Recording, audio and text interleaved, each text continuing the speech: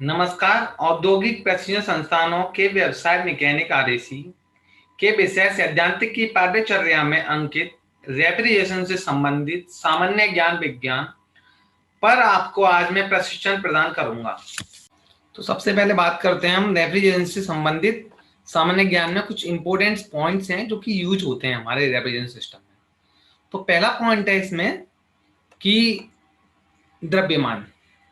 तो द्रव्यमान बेसिकली होता क्या है, जिसे हम एटॉमिक मास या मास बोलते हैं इसको।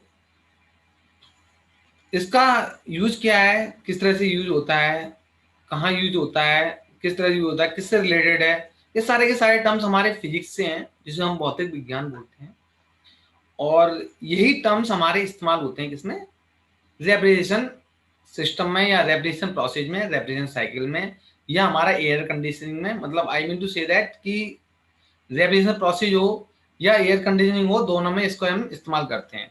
तो एयर कंडीशनिंग या रेफ्रिजरेशन खुद इनडायरेक्टली या डायरेक्टली फिजिक्स से रिलेट है। तो सबसे पहले बात करते हैं द्रव्यमान की। तो द्रव्यमान किसी पदार्थ का वह मूल गुण है जो उस पदार्थ के त्वरण मतलब एक्सीलरेशन का विरोध करता है। मतलब कोई पदार्थ है, उसमें कुछ एक्सीलरेशन है। एक्सीलरेशन खुद क्या होता है, एक्सीलरेशन किसी वस्तु के वेग में जो परिवर्तन होता है टाइम के अकॉर्डिंग, उसको क्या बोलते हैं हम, एक्सीलरेशन बोलते हैं या त्वरण बोलते हैं।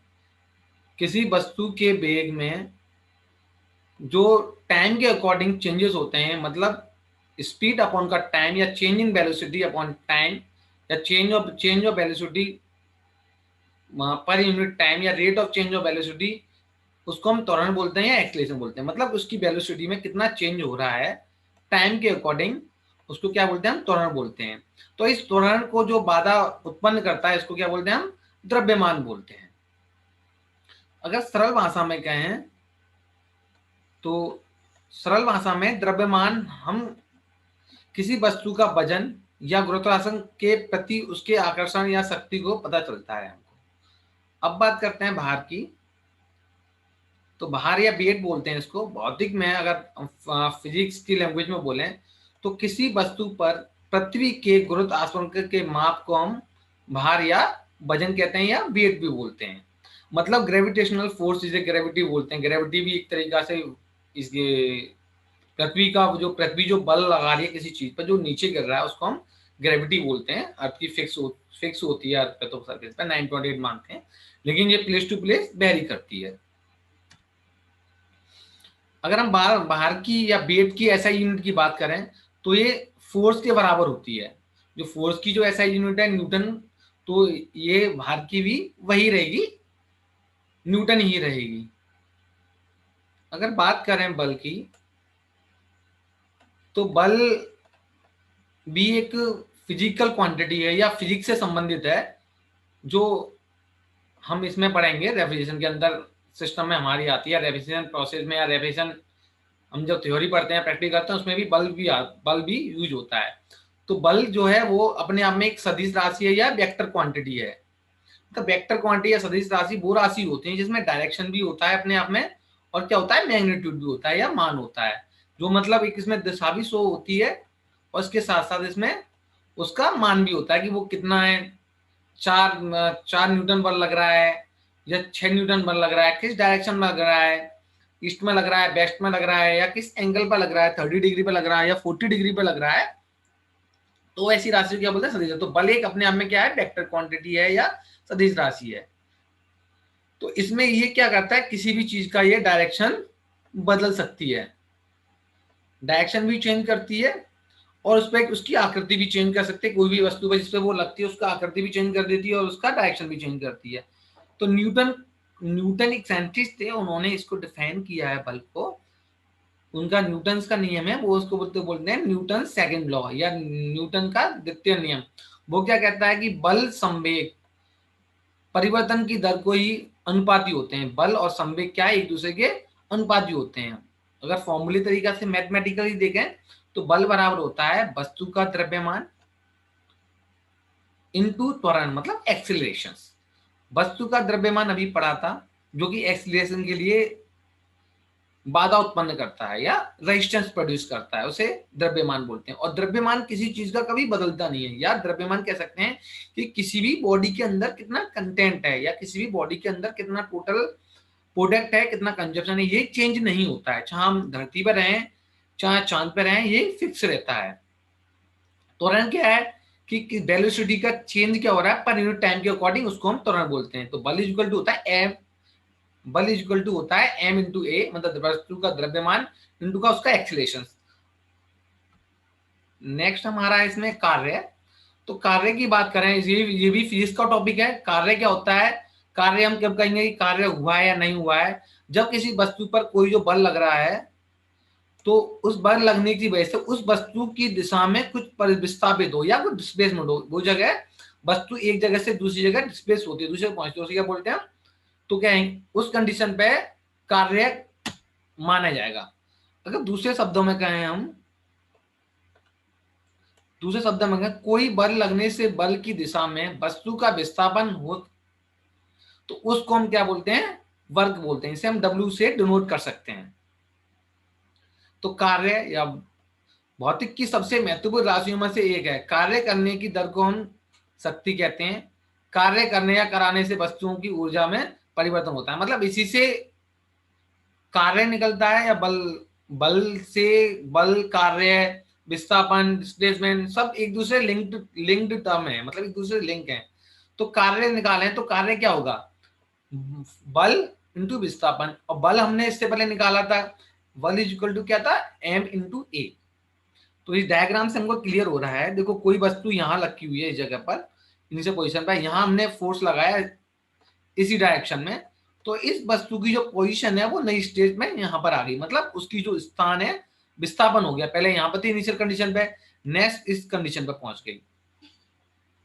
लेकिन अगर हमारा बल किसी पर्टिकुलर दिशा में लग रहा है, किसी पर्टिकुलर एंगल पर लग रहा है, तो उस कंडीशन में बल का जो कंपोनेंट होंगे या बल के जो डायरेक्शन होंगे या बल किस हिसाब से लगेगा, वो दो पार्ट में तोड़ लिया जाता है एंगल के हिसाब से। जैसे इस थीटा एंगल पर लग रहा है, अगर हम बेस के हिसाब हॉरिजॉन्टल हिसाब से लें, सरफेस के हिसाब से, तो एक तो लगेगा एफ कॉस थीटा, जो कि बल जिस डायरेक्शन में वस्तु ले जानी है उस डायरेक्शन में एफ कॉस थीटा हो जाएगा, और इसके परपेंडिकुलर लंबवत लगेगा एफ साइन थीटा। तो निकालें इस कंडीशन में जो कार्य होगा वो होगा F S into cos theta, मतलब बल तो हमारा एफ कॉस थीटा हो गया, और जो डिस्प्लेसमेंट है या विस्थापन है वो हमारा क्या है, एस है। तो यहां से पता चल रहा है हमारा जो वर्क होता है वो कुछ स्केलर क्वांटिटी होता है, मतलब मल्टीप्लाई करते हैं उसका एफ डॉट एस, मतलब आसानी से उसको मल्टीप्लाई करके नॉर्मल तरीका से हम उसका मैग्नीट्यूड पता कर सकते हैं। अगर बात करते हैं शक्ति की, जिसे हम पावर बोलते हैं, ये इलेक्ट्रिकल टर्म भी है और मैकेनिकल टर्म दोनों है, तो दोनों एक दूसरे से इंटरलिंक्ड हैं, और हमारे रेफ्रिजरेशन साइकिल में या रेफ्रिजरेशन प्रोसेस में या रेफ्रिजरेशन थ्योरी में हम इसका अध्ययन करते हैं। तो अगर फिजिक्स के टर्म में बात करें तो शक्ति या पावर ले लें, या विद्युत शक्ति ले लें, इलेक्ट्रिकल पावर ले लें, या कुछ पावर ले लें, इसका साइन जो होता है वो पी होता है। तो यह वह दर होती है जिस पर कोई कार्य किया जाता है, मतलब कार्य करने की दर को। इससे पहले हमने फोर्स पढ़ा, फोर्स क्या था, एम इंटू ए, मतलब कोई फोर्स, कोई भी हम किसी चीज पर आ रहा है, कोई उसकी गति चेंज हो रही है, एक्सीलरेशन चेंज हो रहा है, उसका एक्सीलरेशन बदल रहा है किसी मास का, तो फोर्स हो जाता है। अगर बात करते हैं वर्क की, तो वर्क क्या था कि कितना बल लगाने के बाद में कोई चीज कितनी विस्थापन हो रही है या कितनी डिस्प्लेस हो रही है, उसको हम कार्य निकालते हैं। लेकिन उस कार्य को अगर टाइम से डिवाइड कर रहे हैं तो हमारा क्या निकल आता है, शक्ति निकल आती है। तो शक्ति क्या है, अपने आप में एक वर्क का ही एक रूप है, लेकिन टाइम से इसको बाउंडेज दे दिया या टाइम से डिवाइड करने पर निकल आता है। तो यह एक नियत समय में कितनी ऊर्जा की आवश्यकता होती है या ऊर्जा व्यय होती है, मतलब एक निश्चित टाइम में कितनी एनर्जी कंज्यूम हो रही है, उसको भी ये डिफाइन करता है या बताता है। तो शक्ति की इकाई ऊर्जा की इकाई का समय द्वारा विभाजन के बराबर होता है, मतलब ये निकाल सकते हैं शक्ति की इकाई कैसे निकालते हैं, ऊर्जा की इकाई का समय द्वारा अगर विभाजन करते हैं तो इजीली हमारी शक्ति की इकाई या शक्ति की यूनिट या पावर की यूनिट निकल आएगी। तो शक्ति की अगर ऐसा यूनिट बात करें तो ऐसा यूनिट इसकी वाट होती है, जिसका मतलब होता है कि 1 जूल प्रति सेकंड, मतलब एनर्जी को वर्क जो होता है वो 1 जूल निकाला और टाइम 1 सेकंड को, मतलब एक जूल वर्क को 1 सेकंड टाइम से डिवाइड कर देंगे तो हमारी शक्ति की ऐसा यूनिट आएगी जो हमारी वॉट होती है। तो शक्ति का अगर फॉर्मूला निकालें तो वो होता है कार्य अपॉन का समय, मतलब W अपॉन का टाइम। अब बात करते हैं ऊर्जा की। तो ऊर्जा वस्तुओं का एक गुण है जो अन्य वस्तुओं को स्थानांतरित किया जा सकता है या विभिन्न रूपों में रूपांतरित किया जा सकता है। किसी भी कार्य करने के लिए या जो कार्य करता है उसको कार्य करने की क्षमता को ऊर्जा कहते हैं। मतलब कोई कार्य करने वाला है, उसकी कार्य करने की जो क्षमता होती है, क्या कैपेसिटी हुई है उसकी, उसकी को हम ऊर्जा कहते हैं। ऊंचाई से गिरते हुए जल में ऊर्जा होती है क्योंकि उसमें से एक पहिए को घुमाया जा सकता है। जैसे कि हम लोग वाटर की मदद से बिजली बनाई जाती है, टरबाइन घुमाई जाती हैं, तो उसमें भी जल में भी ऊर्जा होती है। और बात करते हैं ऊर्जा की सरल परिभाषा देना कठिन है, हम क्लियर कट नहीं बोल सकते कि यहाँ इसकी इजी सी लैंग्वेज देते हैं। ऊर्जा कोई वस्तु नहीं है, इसको हम आसानी से देख नहीं सकते, और ये कोई भी जगह नहीं गिरती है और ना इसका कोई छाया है। ये इस तरह मतलब ऊर्जा एक प्रकार की एक ऐसी फॉर्म है जिसको ना हम देख सकते हैं, ना उसकी हम इजीली कोई परिभाषा दे सकते हैं। कोई वस्तु नहीं है, कोई जगह नहीं गिरती, कोई परछाई नहीं है, कोई छाया नहीं है इसकी। सिर्फ ये एक फॉर्म होती है जो एक स्टेट से दूसरी स्टेट में जाती है। इलेक्ट्रिकल से मैकेनिकल, मैकेनिकल से इलेक्ट्रिकल, वाटर से थर्मल, या और भी स्टैटिक से डायनेमिक, और अदर अदर फॉर्म में ये चेंज होती रहती है। तो ऊर्जा अपने आप में खुद ये दिखाती है कि किस तरह से कार्य कितनी क्षमता के साथ हो रहा है। जितनी ज्यादा ऊर्जा होगी तो ऑब्वियसली ये भी चांसेस हैं कि उस कंडीशन में कार्य भी सफलतापूर्वक होगा। अब ऊर्जा के विभिन्न रूप हैं कि ऊर्जा कितने कितने रूप में पाई जाती है। अगर नॉर्मल लैंग्वेज में बात करें हम, तो कार्य कर सकने की क्षमता को ऊर्जा कहते हैं। मतलब जो कार्य करने की क्षमता होती है, पावर होती है या कैपेबिलिटी होती है, उसको हम क्या बोलते हैं, ऊर्जा बोलते हैं या एनर्जी भी बोलते हैं। जैसे इजी अगर एग्जांपल लेते हैं, जैसे कि धनुष से शिकार करने वाला कोई शिकारी डोरी को खींचता है तो धनुष में ऊर्जा आ जाती है जिसका उपयोग बाण को शिकार तक चलाने में किया जा सकता है। मतलब धनुष से जब हम शिकार करते हैं तो उस कंडीशन में भी उसमें ऊर्जा आ जाती है जब खींचने के बाद उसको रिलीज करते हैं। जैसे कि बहते हुए पानी में ऊर्जा होती है जिसका उपयोग पवन चक्की चलाने में अथवा किसी दूसरे काम के लिए किया जा सकता है। I mean to say that कि एनर्जी विभिन्न विभिन्न रूप में पाई जाती है। जैसे अभी शिकारी जब उसका धनुष का यूज करता है उस फॉर्म में भी एनर्जी होती है। जो बहता हुआ पानी होता है तो बहते हुए पानी में भी एनर्जी होती है जिसका यूज हम पवन चक्की को चलाने के लिए करते हैं। अगर एनर्जी नहीं होती तो पवन चक्की नहीं चल पाती। इट मीन्स अगर पानी जो बह रहा है, वैसे हमको तो नॉर्मली ये लगता है कि पानी बह रहा है, लेकिन पानी खुद अपने आप में एक एनर्जी लेके चलता है और वही एनर्जी इस्तेमाल होती है किसमें, पवन चक्की चलाने में। और इसके अलावा और भी काफी जगह यूज है, जैसे वाटर टरबाइन को घुमाने के लिए यूज होता है, इलेक्ट्रिकल पावर प्लांट है वहां इसका यूज किया जाता है। इसी तरह बारूद में ऊर्जा होती है जिसे न्यूक्लियर एनर्जी बोलते हैं या और भी केमिकल एनर्जी होते हैं, इसका यूज किया जाता है अलग अलग जगह। डायनामाइट हमने नाम सुना होगा, डायनामाइट जैसे बड़े पत्थर हैं, पत्थरों को तोड़ तोड़ के छोटे टुकड़ों में लाया जाता है, तो वही डायनामाइट होता है। तो उसका भी यूज किया जाता है बारूदों का। वो ऊर्जा की तरह होते हैं, मतलब ऊर्जा उसमें उनमें स्टोर होती है, उनका यूज किया जाता है पत्थरों को तोड़ने के लिए, है ना। अब बिजली की धारा में ऊर्जा होती है, बिजली का जो करंट आ रहा है उसमें भी ऊर्जा होती है जिससे बिजली की मोटर चलाई जा सकती है। मोटर आराम से, इतनी हैवी भी मोटर वो भी इजीली चलाई जा सकती है। इस प्रकार हम देख सकते हैं आसानी से कि ऊर्जा कई रूपों में पाई जाती है। जैसे स्प्रिंग होती है, तनी हुई जो स्प्रिंग होती है उसमें भी एक ऊर्जा होती है, उसे हम बोलते हैं स्टैटिक एनर्जी या स्थितिज ऊर्जा भी बोलते हैं।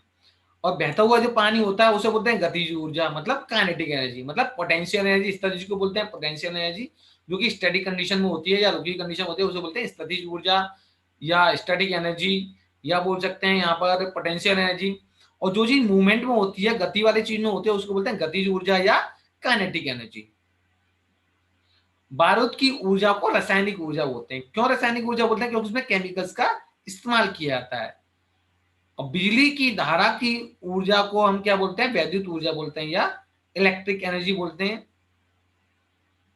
और सूर्य की प्रकाश जो होता है, निकल के आ रहा है, सूर्य से प्रकाश मिल रहा है, उसको जब हम यूज करते हैं डिफरेंट डिफरेंट टाइप के फोटोवोल्टिक सेल में, देखो सोलर पैनल हम लोगों ने देखा, सोलर पैनल में भी इस्तेमाल किया जाता है। तो सोलर पैनल में भी इस्तेमाल किया था। सोलर पैनल क्या करता है, उसमें फोटोवोल्टिक सेल लिखते हैं। जब इन सेलों पर सनलाइट पड़ती है, तो सनलाइट पड़ने के बाद में क्या हो जाते हैं, ये सन एनर्जी को, सनलाइट एनर्जी को किसमें कन्वर्ट कर देते हैं? इलेक्ट्रिकल एनर्जी में कन्वर्ट कर देते हैं। यही इलेक्ट्रिकल एनर्जी आगे यूज आती है मोटर वगैरह चलाने के लिए और अदर अप्लायंसेस चलाने के लिए, या फैक्ट्री में भिन्न भिन्न कार्यों के लिए इसको इस्तेमाल करते हैं। तो सूर्य से प्रकाश जो आ रहा है वैसे तो प्रकाश ऊर्जा है, लेकिन हम उसको इलेक्ट्रिकल एनर्जी में कन्वर्ट करके काफी सारे कामों में यूज कर सकते हैं। और सूर्य में जो ऊर्जा है वह उसके ऊंचे ताप के कारण है। इसका इसको ऊष्मा ऊर्जा कहते हैं।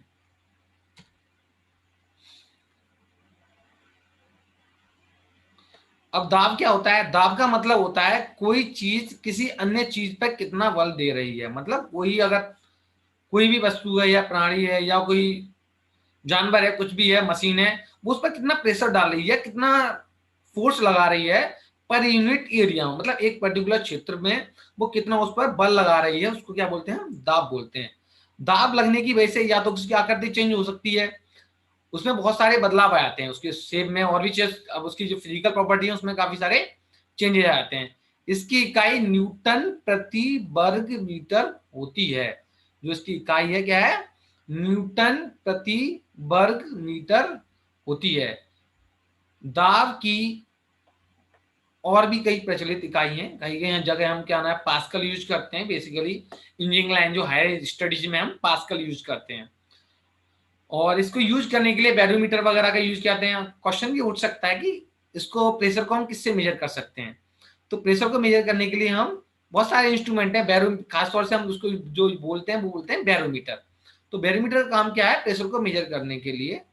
और दाब क्या है? खुद प्रेशर की बात करें तो प्रेशर खुद जो होता है, वो प्रेशर को पी से अगर डिनोट करें, वो होता है फोर्स अपॉन का एरिया, मतलब बल अपॉन का क्षेत्रफल। मतलब कोई भी, ये क्रॉस सेक्शन एरिया है, इस क्रॉस सेक्शन एरिया पर परपेंडिकुलर कितना बल लग रहा है इस पर्टिकुलर क्षेत्र में या एरिया में, तो उसको क्या बोलेंगे? दाब बोलेंगे। इस दाब के वजह से ही बहुत प्रोसेस होते हैं। रेफ्रिजरेशन सिस्टम में सक्शन प्रेशर होता है, कंप्रेसर के बाद में डिस्चार्ज प्रेशर होता है, सक्शन भी क्रिएट करता है। इस सक्शन प्रेशर और डिस्चार्ज प्रेशर में बीच में लगा होता है हमारा कंप्रेसर। ये कंप्रेसर ही क्रिएट करता है दोनों में प्रेशर डिफरेंस, कि सक्शन लाइन में प्रेशर कम होता है, डिस्चार्ज लाइन में प्रेशर ज्यादा होता है। तो इस प्रेशर डिफरेंस की वजह से ही हमारा रेफ्रिजरेशन प्रोसेस सक्सेस हो पाता है। इसी कारण हम पढ़ते हैं कि दाब क्या होता है, ऊष्मा क्या होती है, टेम्परेचर क्या होता है। जब तक हम टर्म्स के बारे में बेसिकली नहीं जान लेंगे तो रेफरेंस सिस्टम को समझने में काफी सारी दिक्कतें होंगी। अब इसके बाद है हमारा ऊष्मा। तो ऊष्मा क्या है? एक हीट है। जैसे कि हमारा एवोपरेटर सिस्टम में जो वाटर की हीट थी उसको एवोपरेटर कॉइल या कूलिंग कॉइल एब्जॉर्ब कर रही थी। तो एब्जॉर्ब करने के बाद में वही हीट कंडेंसर के माध्यम से बाहर एक्सपेल कर दिया, मतलब उनको बाहर निकाल दिया गया। तो यही प्रोसेस एवोपरेटर से कंडेंसर किया जाता है, वो रेफ्रिजरेंट की मदद से होता है। रेफ्रिजरेंट खुद हीट को एब्जॉर्ब करते हैं, उसी हीट को एब्जॉर्ब करने के बाद में उसको एक्सपेल कर देते हैं। एक्सपेल कहाँ कर देते हैं? कंडेंसर में एक्सपेल कर देते हैं। जब वो कंडेंसर से बाहर निकल जाती है हीट, वो कहाँ चली जाती है? एनवायरमेंट में चली जाती है। यही बहुत सारे कारण है कि एनवायरमेंट में डे बाई डे कि इन एसी वगैरह और जो भी हीट निकालने वाले अप्लायंसेज हैं उनकी वजह से ग्लोबल वार्मिंग हो रहा है, जो कि एनवायरनमेंट के खासतौर से दिक्कत करता है, जो कि ओजोन को डिप्लीट कर रहा है।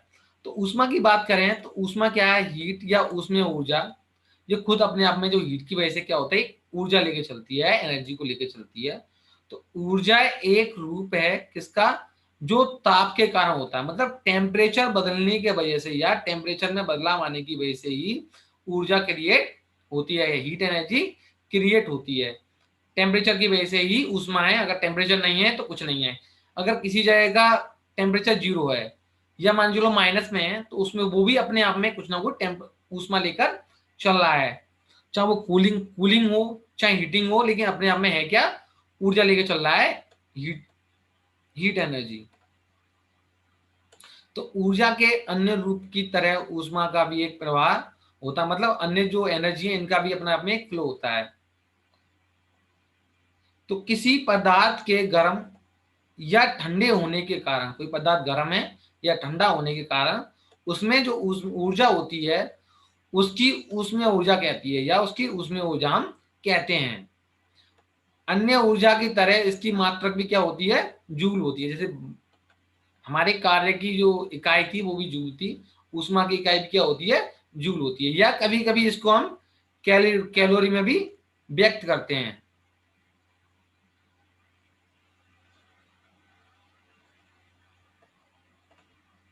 अब बात करते हैं तापमान। तापमान या टेम्परेचर। तो तापमान किसी वस्तु की उष्णता या उसकी सेंसिबल बताता है कि कोई चीज हमारी कितनी गर्म है या ठंडी है। अर्थात तापमान से हमको ये पता चलता है कि कोई वस्तु कितनी ठंडी है या कितनी गर्म है। अगर बात करें इसके इसके पैमाने कितने होते हैं, तो उपरोक्त उदाहरणों में हमको पता लग सकता है कि इसको हम पैमाने कितने डिफरेंट डिफरेंट तरीका को यूज करते हैं। जैसे सेल्सियस यूज करते हैं, सेल्सियस यूज किया जाता है, केल्विन यूज किया जाता है, रीमर या रोमर बोलते हैं उसको यूज किया जाता है, फ़ारेनहाइट भी यूज किया जाता है। और सेल्सियस स्केल वो स्केल होता है जहां पानी हमारा 0 डिग्री सेल्सियस पर जम जाता है और 100 डिग्री सेल्सियस पर वो बॉयल होने लग जाता है। यह पैमाना दैनिक वातावरणीय या अन्य कामों में काफी प्रयुक्त होता है। बात करें केल्विन की, इस पैमाने के अनुसार पानी पानी सामान्य दबाव पर, मतलब नॉर्मल जो प्रेशर होता है उस पर 273.15 डिग्री केल्विन पर जमता है और 373.15 डिग्री केल्विन पर उबलता है।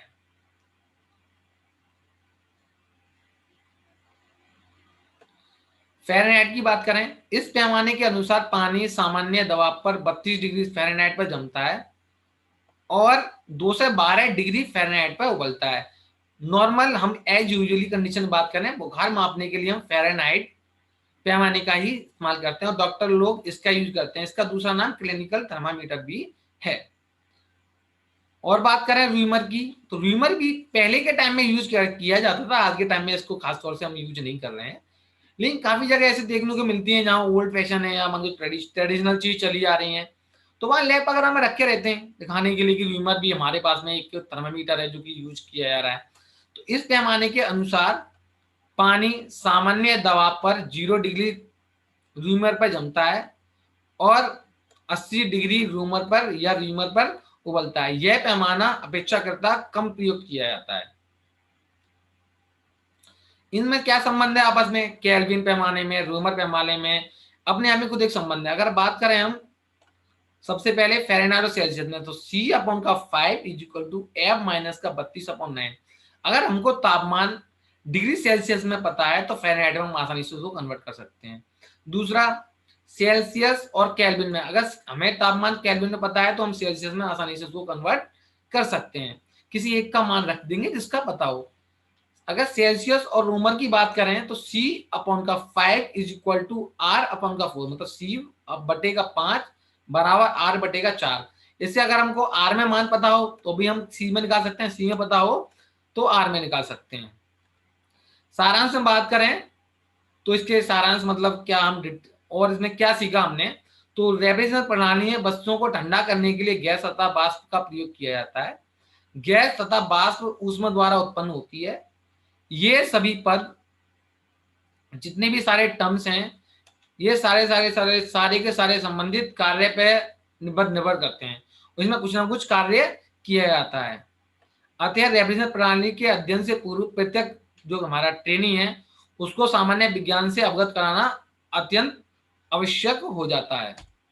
संदर्भ की बात करें तो संदर्भ इसका आप या डिटेल में और पढ़ सकते हो। अरिहंत पब्लिकेशन की NSPF लेवल 5 आती है, जो कि लेटेस्ट पैटर्न पे है रेफ्रिजरेशन एयर कंडीशनिंग की। और इसके विकिपीडिया से भी आप पढ़ सकते हो और गूगल सर्च इंजन का भी इस्तेमाल कर सकते हो। आज मैंने रेफ्रिजरेशन से संबंधित सामान्य ज्ञान विज्ञान पर आपको प्रशिक्षण प्रदान किया है। आशा है आपको यह प्रशिक्षण भविष्य हेतु मददगार होगा। धन्यवाद।